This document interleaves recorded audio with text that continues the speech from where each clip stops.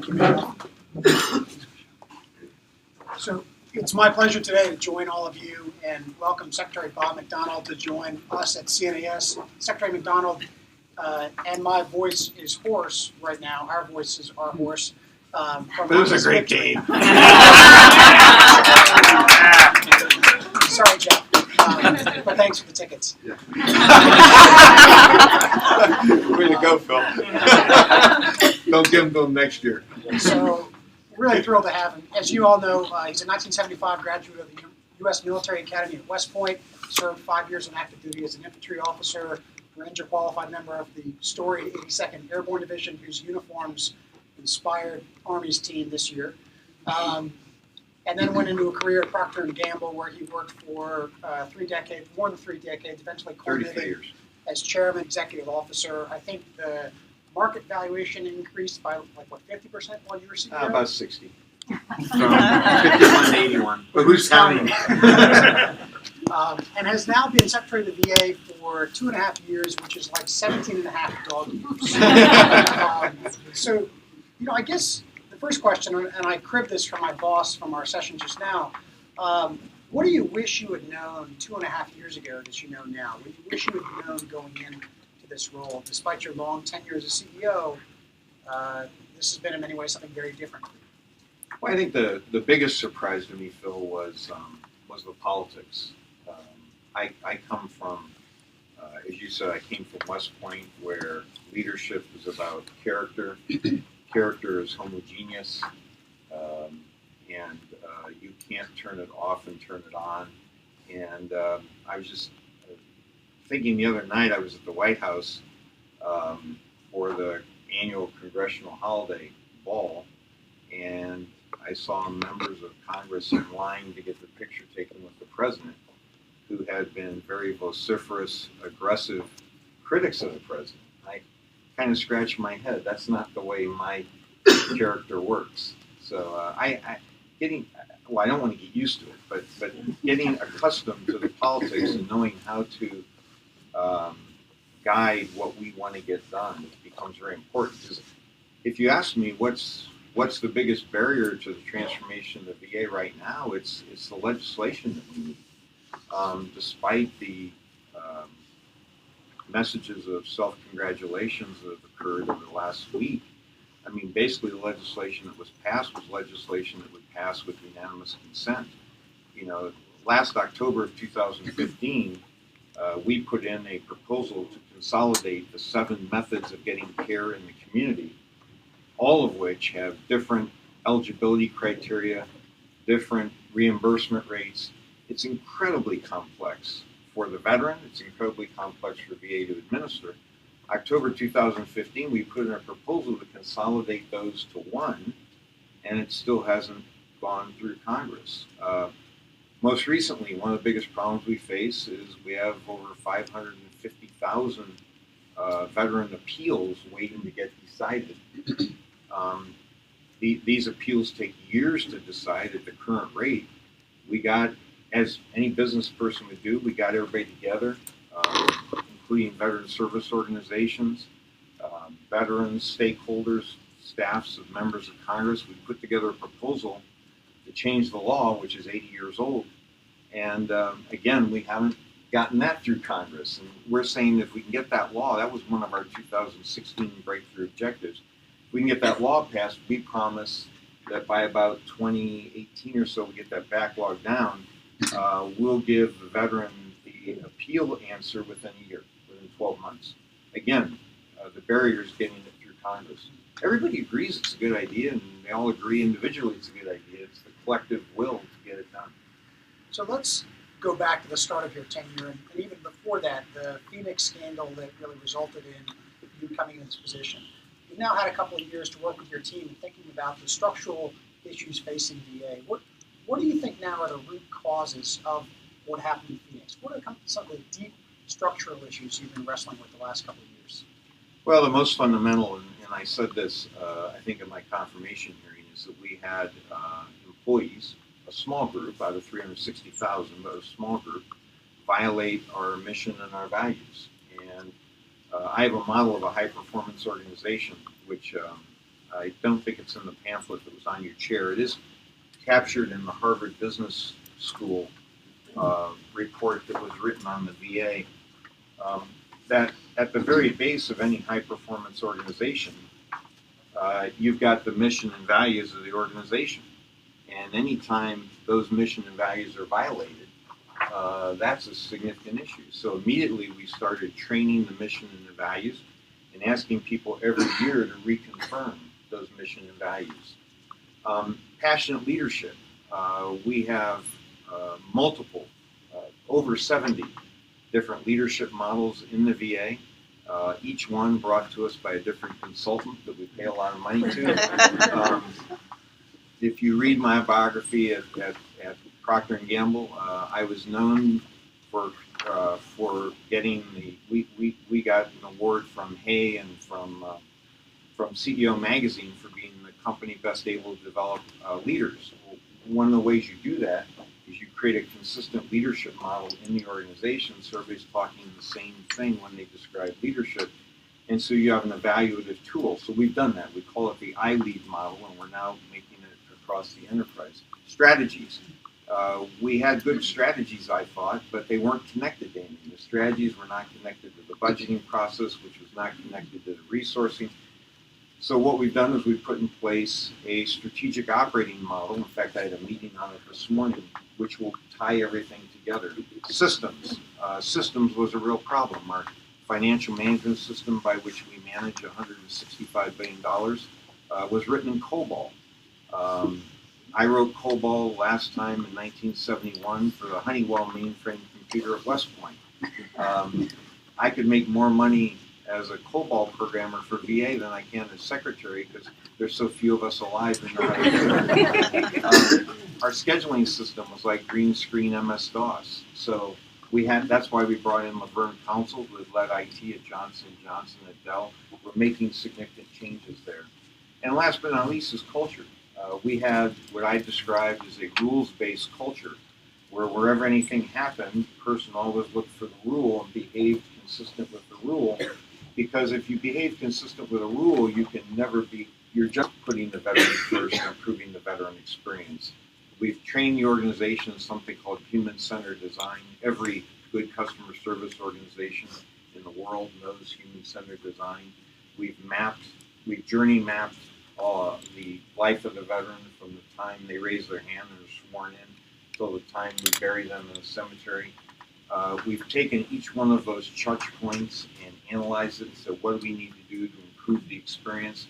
For example, our compensation and pension exam has gone from about 75% satisfaction to 82%. Within the last 2 weeks, we've announced something called pre-need, which means it used to be if you died, your family would have to register you to be buried in a VA cemetery after your death. We now do something called pre-need, which means you can register now, so that when you die, we'll be able to bury you right away. Very simple things, but analyzing each one of those things and putting the veteran at the center of everything we do. What needs to be done? Keep it going. Well, number one, we need that legislation that I talked about in order to ultimately have the ability to continue the transformation. Number two, we still are putting the right leaders in place. 14 of my top 17 leaders are new since I became secretary. We've got about 90% of our medical center leadership positions filled, but we've got more to do. And then lastly, kind of institutionalizing what we've done, taking the MyVA team, John Cotter's guiding coalition. For those of you familiar with John Cotter, taught at Harvard Business School, he wrote a book called The 8 Steps of Change. It's the best book on change management. He talks about having a guiding coalition. We created a guiding coalition to lead the MyVA transformation. Now we're institutionalizing that coalition back into the infrastructure of the organization to keep this going. And so it sounds like in many ways you've taken the ball all the way downfield to about the 20-yard line, and you're handing it off to this new administration. They're coming in with an agenda that is focused heavily, I think, as you have been, on accountability, making the agency work again, allowing veterans to choose where they go to health care, and to some extent privatization, although they haven't really described it in explicit terms. They've more talked in generalities about government efficiencies and government reform. How would you map what you've done onto the incoming administration's agenda? What do you think are the quick wins for them? What do you think are the ways that they can easily take the ball from you and run it in the end zone? Well, I've been told by some members of Congress that my Pollyannish wish to get this legislation passed wasn't going to happen because they want to wait till the new Congress comes so they can take credit for the legislation, which frankly is fine with me. As I've said from the very beginning, there is no pride in ownership in this plan. If anybody here has a better idea, let me know what it is. It will go in the plan right away. I don't care who takes credit. All I care about is the outcome for veterans. I'm not sure exactly what their plan is. No secretary has been announced. But I can tell you from the work we've done with the transition team, there's been tremendous collaboration. We have, the president's instructions to me was he wanted the very best transition possible. My instructions to the team was the same. And many of the transition team leaders from President-elect Trump's team, we know personally, and we've been working, I think, very close together to make sure that the things we're doing they're aware of and what we think are the evolutionary steps they're aware of. When you change a very large organization, you have to do it in a sequenced way. You can't change everything at once, particularly when you're providing health care. You can't change everything at once and hope to have good outcomes for veterans. So what I mentally did was I developed a very synchronized plan. For example, one of the first things I found is we had 9 different lines of business. Every line of business had its own geographic boundaries, and everyone had its own middle management. So imagine 9 different lines of business, all with their own middle management, all with their own boundaries, and veterans would say, well, wait a minute, why am I in this area for this benefit and in this area for this benefit? So one of the first things we do is we're going to 5 regions of the country. Every of the 9 lines of business, each of the 9 lines of business will accommodate that boundary, and we simplified the organization dramatically. I think there's more simplification that needs to happen, and now that we've got that done, we've gone from roughly 22 VISNs to 18, or 21 to 18. I would see if we can take that down even further. I think an organization needs to constantly be working to simplify on behalf of the ultimate customer, which in our case is the veteran. And continuing on, one of the areas that you've pursued a great deal is strategic partnerships with the public and the private sector. The private and the nonprofit sector. It's really been an innovation for the VA and also for government writ large, where typically the rules of acquisition and ethics get in the way for many partnerships. But where are the opportunities that exist there? What have you done, and what remains to be done in that space? Well, the partnerships that we've pursued have been more opportunistic than strategic, and we're now, Matt Collier, who I brought in, West Point class of '79, has been leading this, doing a great job. And the partnerships have really been opportunistic. For example, one of our sites had a memorandum of understanding with the Y, where veterans could use the Y exercise facilities. We thought that's a great idea, let's do it nationally. Contrast that with, we really believe our main veteran project, the project where we have the blood samples of over 550,000 veterans, where we're in the process of mapping the genome, where we can create causality between genetic mutation and cancer. That's huge. We think that's the future. So we created a partnership with the Prostate Cancer Foundation. We had an event here in Washington a few weeks ago. Mike Milken was there, and they've given us $50 million to help solve prostate cancer. That's the beginning in veterans. So that's much more strategic. The ultimate strategy is, and this was not publicized well, is before Congress left town, they passed a bill we've been working on for some time for Omaha, Nebraska. We've been working in Omaha with strategic partners on the ground who want to donate money for us to build a new VA hospital.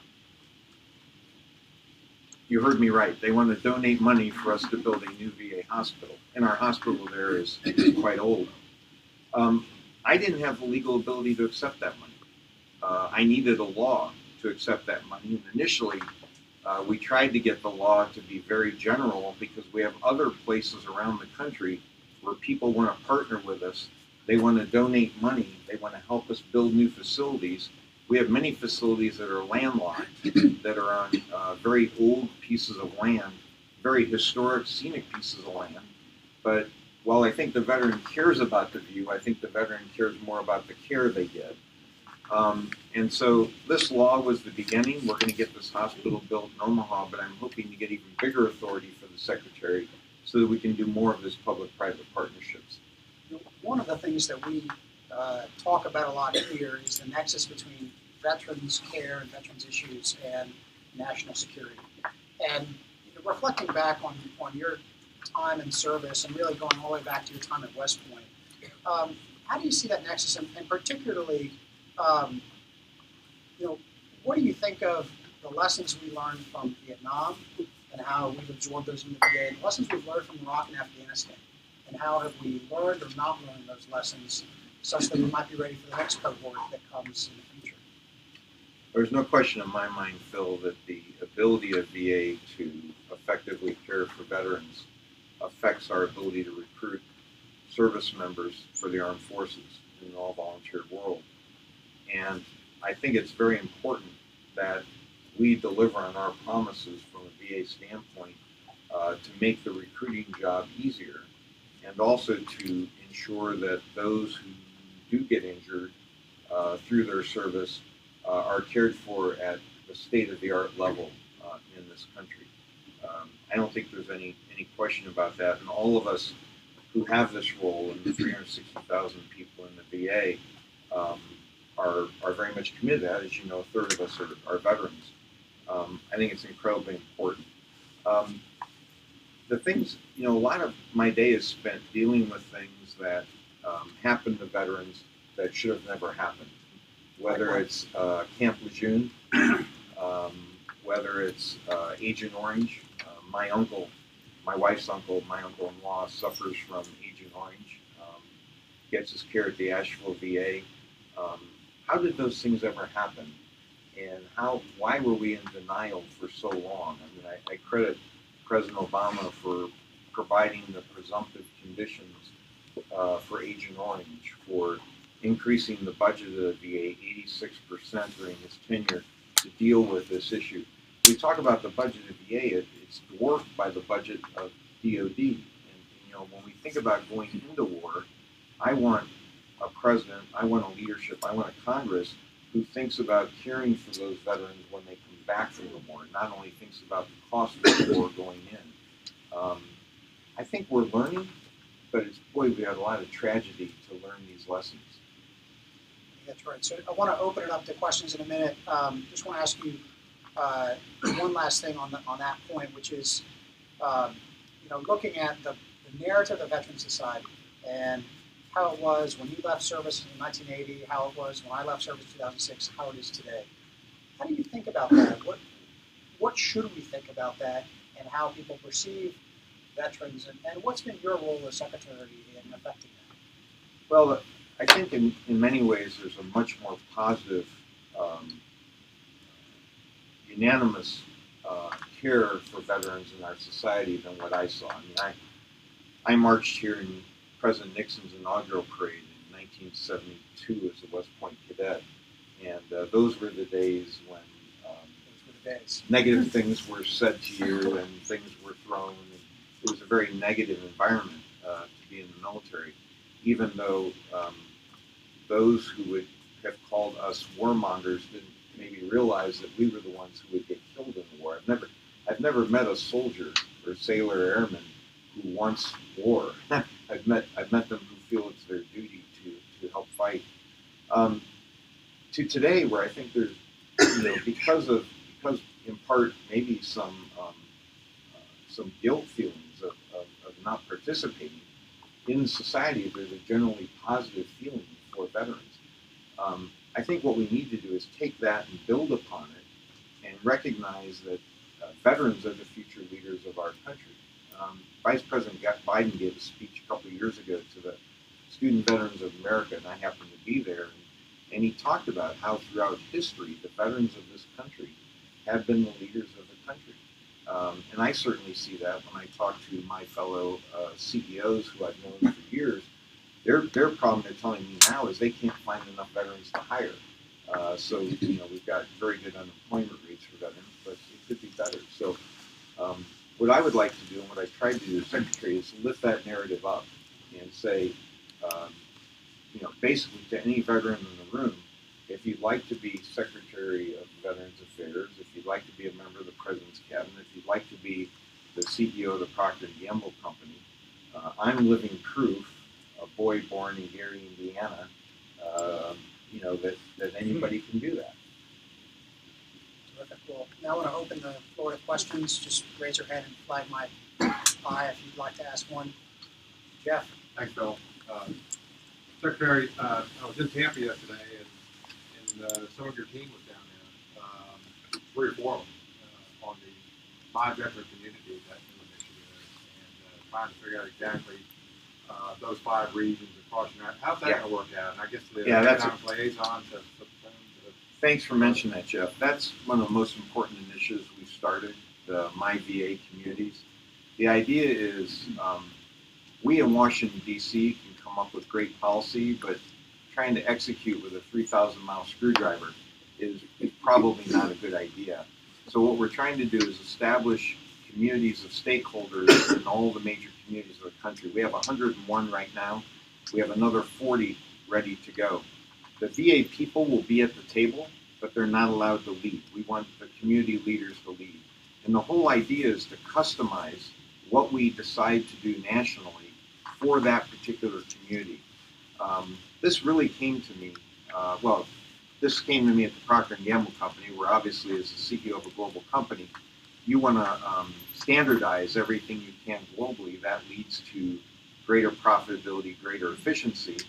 But if you standardize to the point that you're not meeting your consumer need, then that standardization is worthless. So you have to customize to the degree the consumer wants it. In this case, we have to customize to the degree the veteran wants it. When you look at what we've done on veteran homelessness, where we've cut veteran homelessness virtually in half since 2010, one of the best programs we've had to do that is something called SSVF, or Supportive Services for Veterans and Their Families. And this is a totally flexible kind of program where we can go into a community, and if the issue is the down payment of the deposit for the apartment, we can use the money for that. If the issue is furniture, we can use the money for that. Depends what the issue is in that environment. That's what we're trying to create with these communities, is the ability to customize at the local level, and the ability to take advantage of that, those great feelings of the American public for VA. Thank you, John. I'm Secretary. Hi, John. John Newby from State of Virginia. I'm Director of Services for the state. You do a great job. We love the partnership we have with the state of Virginia. Governor McAuliffe has been to see us several times. We borrowed. Thank you for loaning us Dr. Jennifer Lee, who now leads our innovation efforts. You all do great stuff. We're thrilled to partner with you. I have a follow-up question and an additional question. On MyVA, what have you done in order to make that permanent? When Bob leaves, how will you ensure that it stays? Because it's a great story. No, it's a great question.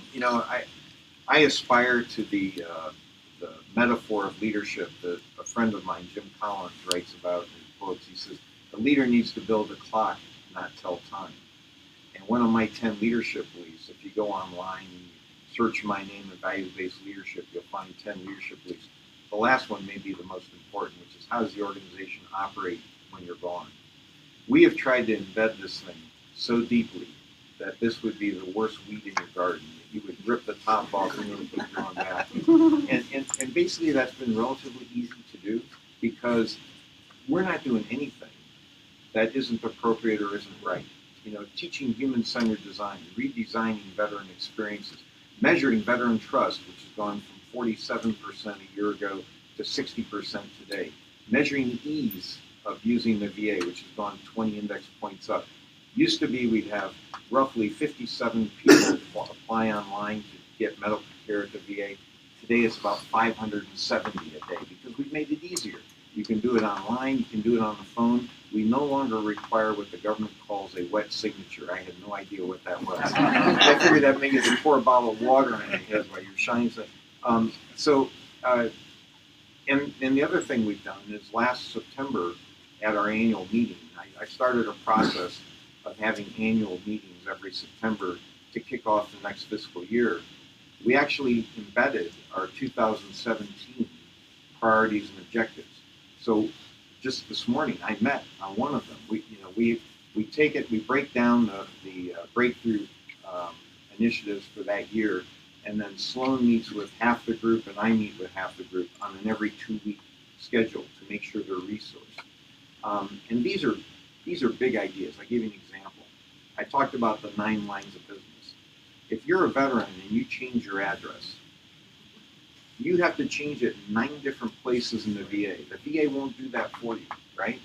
So any good CRM, consumer response company, will have a single database, and you will have an e-file. Today it would probably be in the cloud versus on the server. And anytime somebody in that organization talked to you, your file would pop up, and they would annotate what they talked to you about. We don't have that. I've started constructing it, but it takes more than 2.5 years to do it, unfortunately. We're on our way. We have a prototype.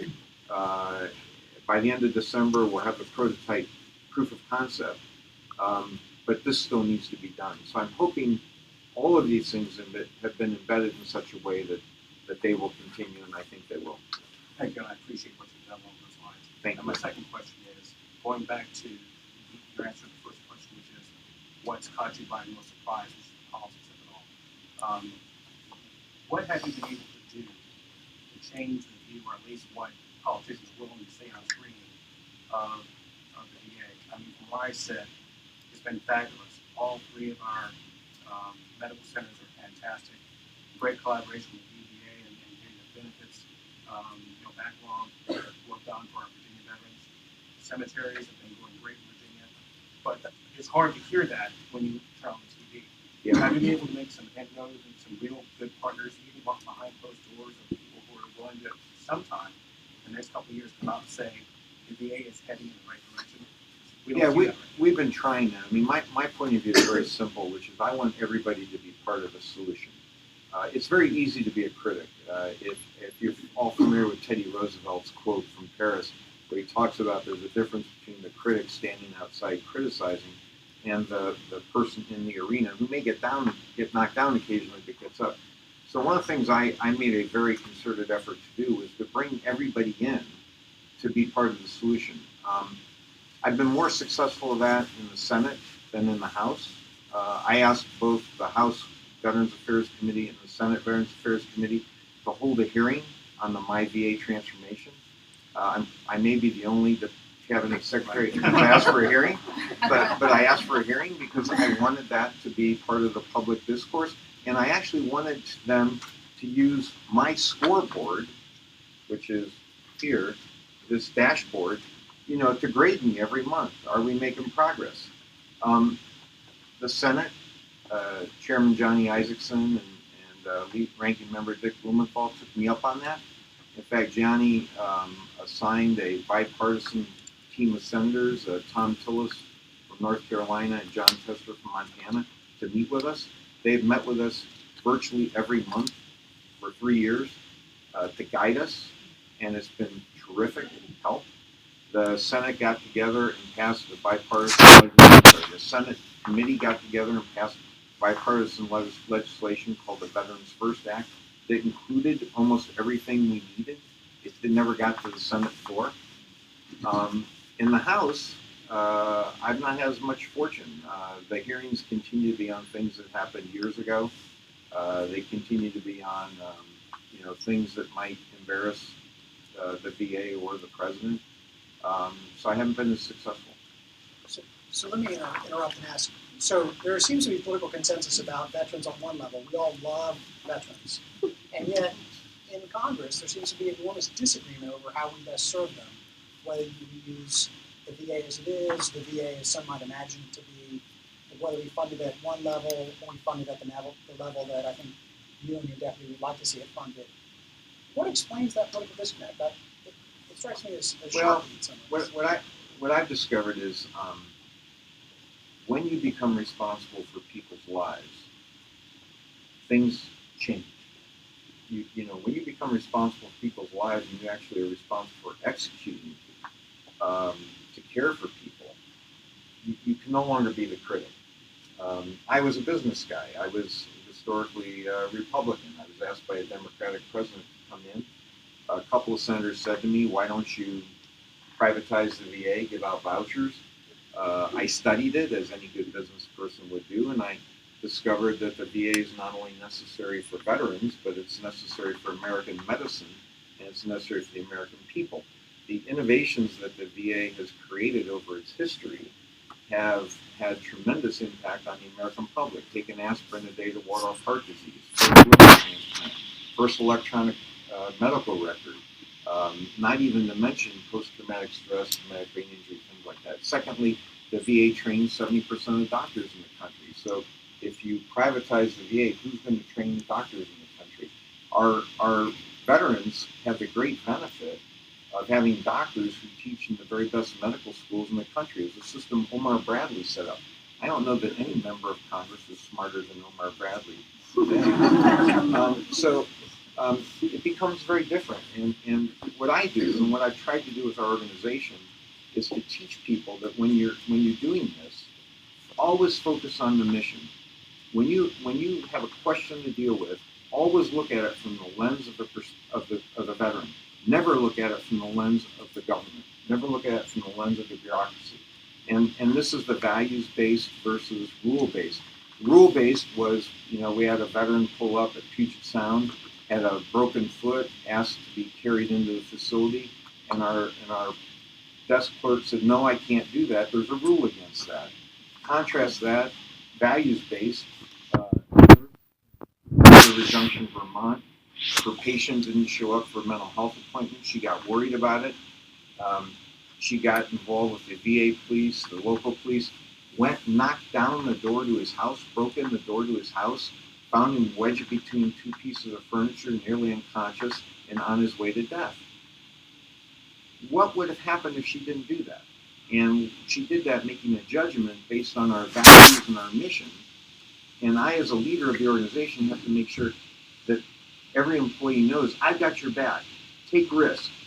If you broke in that door and he's sitting there drinking a cup of coffee, I've got your back. You had the right intent. You made the right judgment based on our mission and our values. That's a big change, but it's one that we're in the process of doing. Where ideology gets in the way, I don't have much patience. I'm about the veteran. I am a veteran. It seems like many of the ideologues aren't veterans, and that there's some other motivation, not a veteran-centric motivation. So I'm not running for anything. I don't want to be anything. I'm happy doing this. I'm happy retired like I was before. So I've only got one thing in mind, which is serving every single veteran. Mike Dominguez. Hi, Mike. Hey. My classmate. Yep. I've been trying to see you now Mike's daughter works for the VA. She does a tremendous job. Mike was in F2 and I was in G2, so we were close together for a while.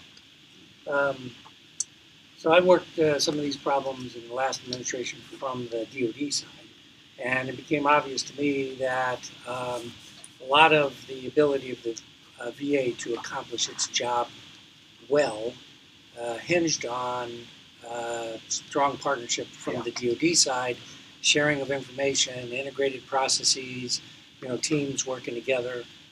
So how is that going now? How's that relationship? I couldn't agree with you more, Mike. You're right, just like you were in 1975 when you got better grades than I did. No, you're right. It's going well. I mean, I've been blessed. I think both Chuck Hagel and Ash Carter have been not just great partners, but dear friends. And what we've all been trying to do is is move the VA further upstream into DoD.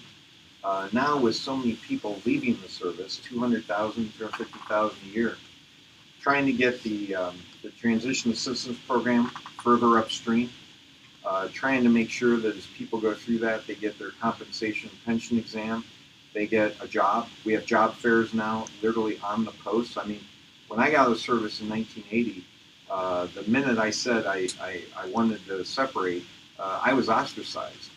We don't do that anymore. Now we have to have a job fair on post where literally the veteran can have a job, they can have their health rating, they can start getting their disability checks the day they leave. And that's what we're trying to do, is close that gap, because anytime there's a gap, there's a risk of homelessness, there's a risk of incarceration, there's a risk of bad things. So it's going well, but I think we have more to do. One of the things we've been talking recently about is some of the treatments that we now use for post-traumatic stress, like acupuncture, like equine therapy, like yoga, is in some of the places like Boulder Crest that deals with the transition from the battlefield into civilian life in a more, what I would say, transitional way, is we're trying to expose those kinds of things, the ones that we've seen really work, to DoD to get that further upstream. Because we think that the transition battalions, or whatever they're called, the transition units, could benefit from some of that. So we're working well together. There are some elephants in the room too, like electronic health records. Yeah, I'll tell you, we're going to solve that one. We've already got a plan to solve it. I mean, the solution is, in many ways, because of what's happened with care in the community, where private sector care has gone from less than 20% of the VA care on any given day to over 32% today as we sit here. We can't dictate the kind of health record that each doctor in this country has, whether it's Epic, Cerner, or whatever. So we've got to be agnostic. We've got to have a way to deal with all kinds of health records, and we're working with Georgia Tech University on a program that we've already piloted, where we create, call it an e-file or an e-health platform, where we can basically view any one of the proprietary records out there, and our clinicians, our providers, only have to deal with one interface, regardless of the record. And I think that's the future. Hi, Secretary. You touched on this a little bit earlier when you got to answers, but what are the worst ideas that you're hearing while you're floating around about what may happen post-January 20th? Well, the worst ideas are ideologically based, not based on what's good for veterans. For example, give out vouchers. What gets lost in the debate is veterans already have a choice. 78% of veterans have more than one way of getting health care. VA's one, TRICARE, private sector care, Medicare, Medicaid. 78% have a choice.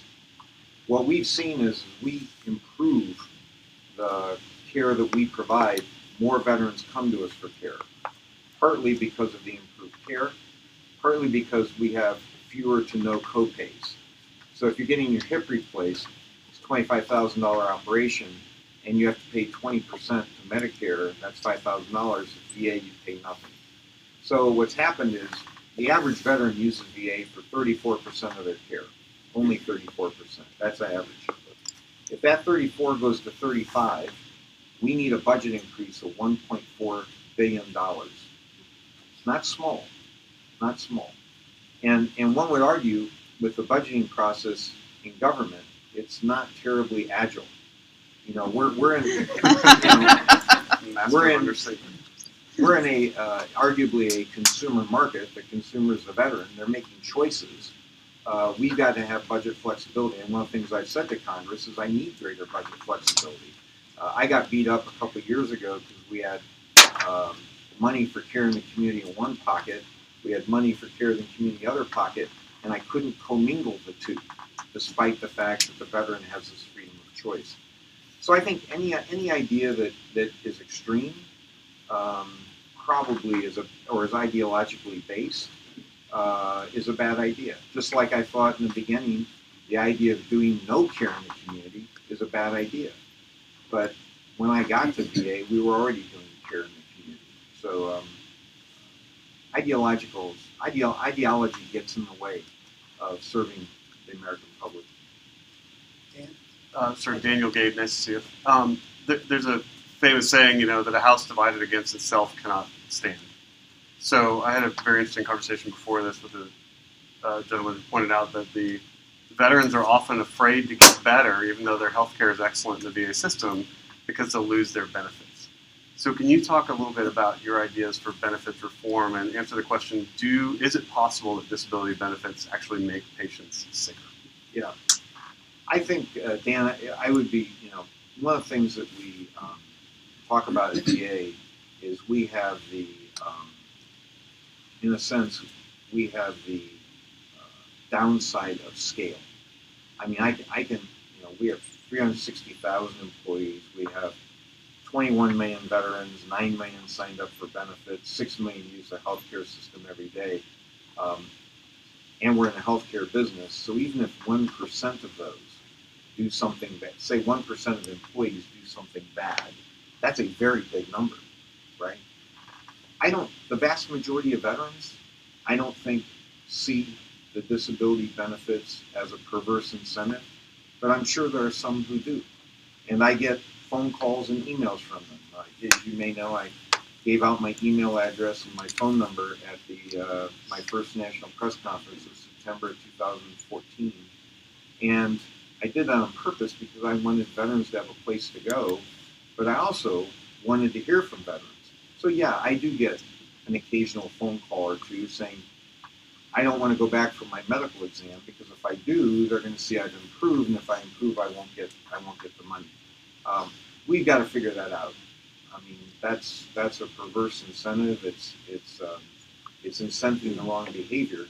But you know what? That's not unlike what we have to do in the American healthcare system. I mean, the American healthcare system is in some ways identical. If you want to see what's going to go wrong with the American healthcare system, watch VA, and we'll be able to foreshadow it because we're the largest. So, for example, the problem with a lack of primary care providers. Florida's short 17,000, California's short 22,000. We're short in the VA in certain places. The shortage of mental health professionals, and I could go on and on. But this is an issue that we do have to deal with. I agree. But I have to tell you, from my feedback, it's a very small number of people who behave that way. Barbara? Hi, Barbara. Good to see you. One of our strategic partners. There you go. And go Army, great game. Was a good game. So you mentioned strategic partnership. That is my question.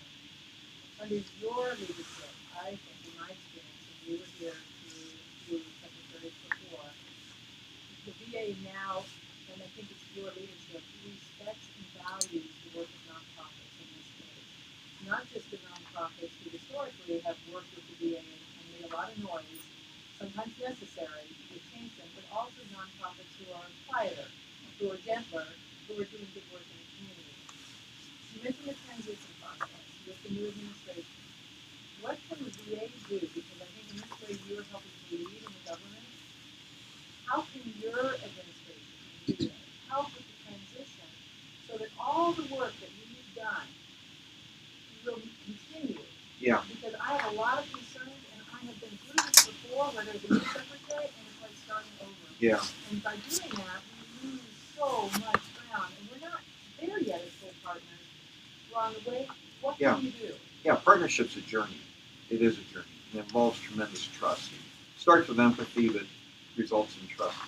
Well, one of the things we're doing is obviously with the transition team, we've covered the importance of strategic partnerships, and I think the recent legislation for Omaha helps that because we're also teaching Congress about the importance of that. I mean, it's always remarkable as I do this work, like in Los Angeles or in Omaha, the members of Congress go out and then they see the value of that, and that helps educate them as to what's possible. So hopefully that helps.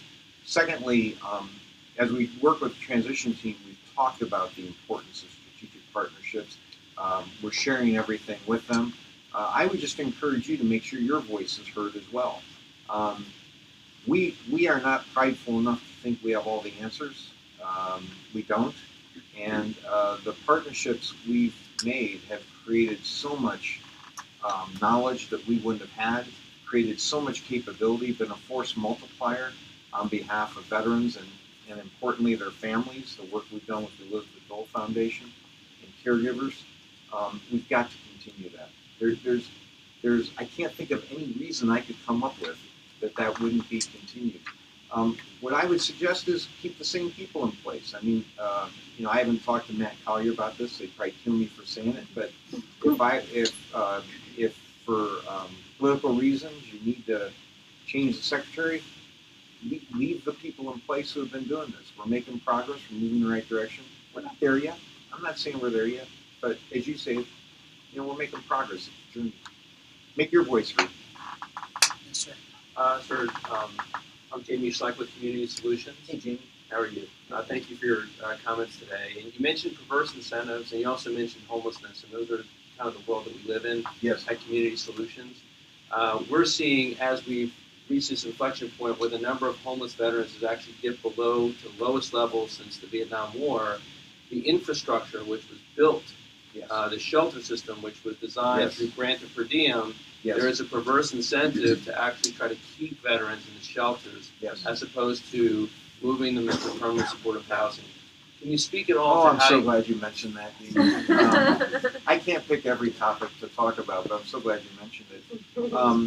I've been working the homelessness really hard. I mean, Secretary Shinseki before me did just an amazing job on homelessness. We've been working it really hard, and I'll never forget, as long as I live, we had an interagency meeting on homelessness, and as I was walking out, Laura, who was the previous director of the Interagency Council, has now gone to Washington, D.C. working homelessness. And I said to Laura, I said, what's your biggest issue I can help you solve? I do this all the time. Try to learn. And she said, grant per diem. I said, grant per diem? How could that be a problem? And then we spent some time talking about the perverse incentive. So I came back, obviously all charged up, and I got our team together, and I said, I want to take on redoing the grant per diem system. When was the last time we qualified grant per diem suppliers? It wasn't for years. It may have been more than years. And they said, well, you're not going to have much time to do that. You sure you want, we got to do it. Harder right versus easier wrong. That's part of the West Point Cadet Prayer. That's our motto. So we're going through right now on going through the grant per diem program and causing every grant per diem provider to requalify. And they're going to have to demonstrate that they graduate people out of their program, which is what grant per diem is. It's a transitional program, not a permanent supported program. So they're going through that. Now, as you can imagine, since I started that, I've gotten tremendous gnashing of teeth. I have people join me telling me I want to put them out of business. I've gotten letters from members of Congress telling me their favorite grant per diem provider is at risk. But we're going to get it done. We're going to get it done because it's really exactly, it's a step that is perverse in eliminating veteran homelessness. Thank you for raising that. Mike? Mr. Secretary, good to see you. Thanks for your Good to see you, time. Mike, always. You should have stormed the field Saturday. My guys told me you were trying, but they wouldn't let you over the wall. I was afraid I'd get hurt. We do pretty comprehensive survey every year of our 95,000 wounded warriors that we serve. Initially, we saw a pretty comprehensive jump in the perceptions of the post-9/11 veterans with the VA both in access to care, quality of care, how they're treated while they're in service. It's about 3 aspects, so congratulations on that. Is that something that you put specific energy into, and is it something that you're going to sustain in the future? It's a good question, Mike. We've tried to put energy in it, but I have to admit to you that our communications until recently hasn't been as strong as we would like. We always had somebody else out there telling our story, and ironically, they would never tell the other part of the story. For example, last week, headline, VA secret lists. There are no secret lists. We met with that reporter on multiple occasions. We published the data that we use. The only thing that we haven't published is where the individual hospital ranks. And the reason we don't do that is it's a relative rating system. This is not like the NFL standings. So USA Today published my letter today, which I'm very thankful for. But this isn't a standings. Somebody's always going to be on the bottom. And the bottom hospital is not a bad hospital relative to the private sector. But somebody's always going to be on the bottom. But 82%, in the last year, 82% in that ranking have improved. Well, somebody's got to tell that story. So we're trying to get out there and tell that story. We're trying to be more aggressive. If somebody does tell a bad story about calling them out, I'm a big fan of journalists. I was a journalist myself when I was in high school on a part-time basis. But let's be honest. Let's tell the whole story, not just part of the story. I'm Amy Dawson with the Vouchers Foundation. Hi, Amy. Partner. Good to see you. A great partner. And in the spirit of Mike's question about interagency issues and thinking about the MyVA 101 plus communities, if you had it your way, do you have a vision for the role the DoD would play in connecting transitioning service members to those communities? Do you have a specific vision? Yeah, what I'd love to see, and I do think we can get there. For example, I talked about that single data backbone. Why couldn't that single data backbone be populated with DoD data? Why should a veteran have to suddenly unsign and re-sign to a new agency? So that's our vision, is we populate that single data backbone with that data, and that as a service member leaves, the Community Veteran Engagement Board in that community, should they choose, not forcing it on them, we get notification that that veteran is coming to their area. I would like at some point to be able, for example, if veteran XYZ moves from Chicago to El Paso, should they want to, that Veteran Community Engagement Board notifies the El Paso Community Veteran Engagement Board and creates a smooth transition. Why do I say that?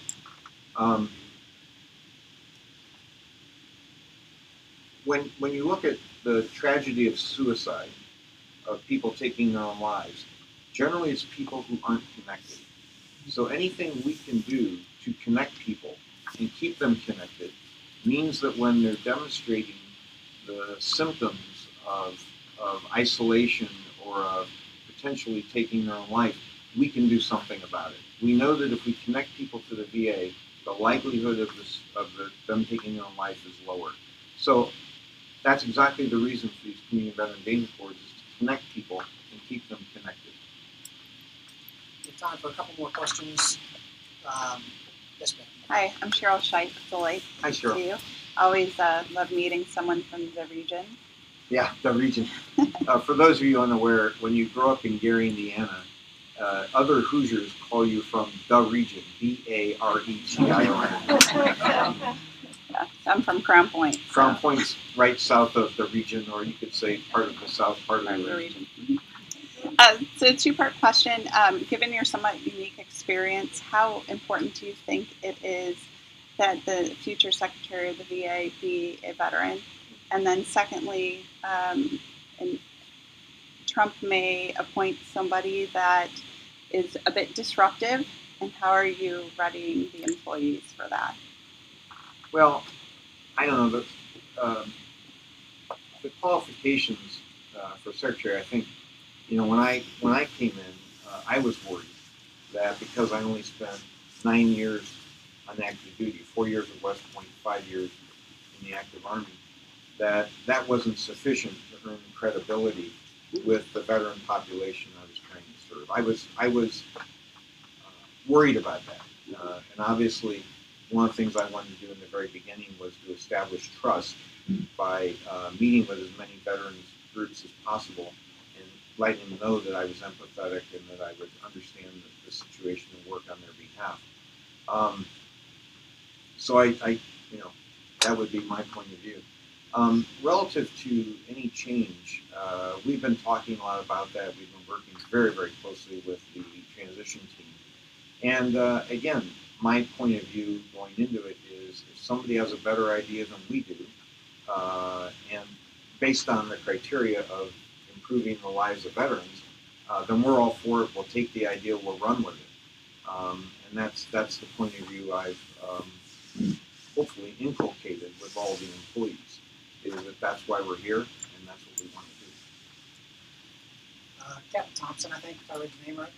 Captain Thurston, I'm actually currently warrior transition unit at Fort Belvoir and just completed the IDS courses. Thank you for the invitation, Michelle. It's great to meet you the other night.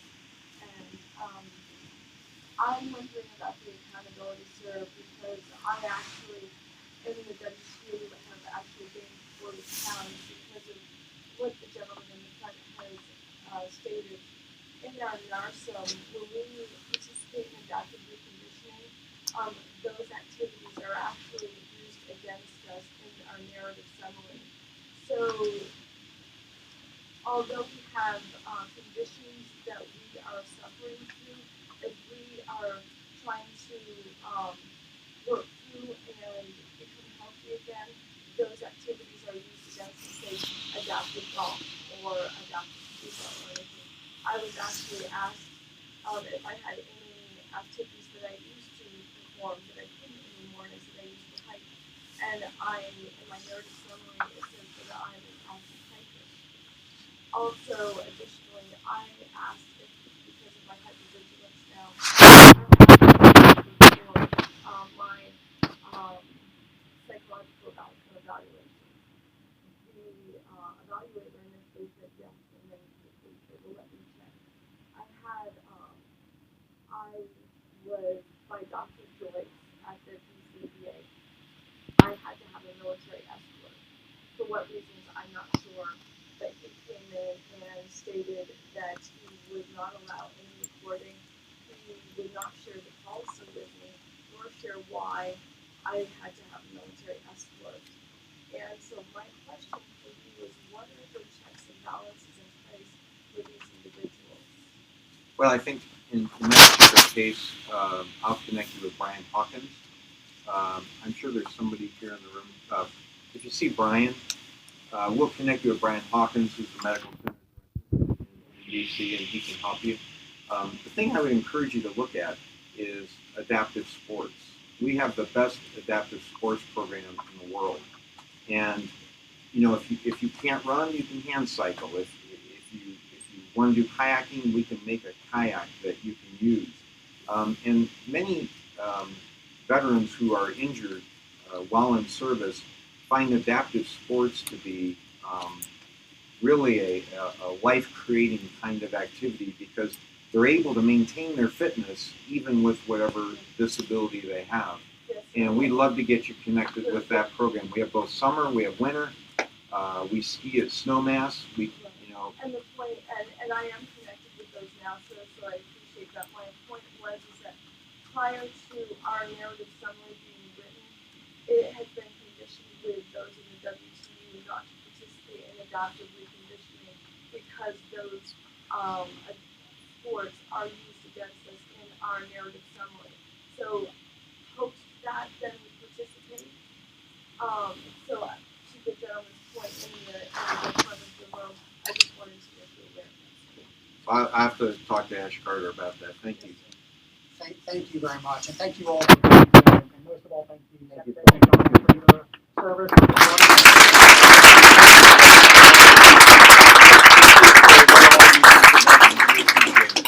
you.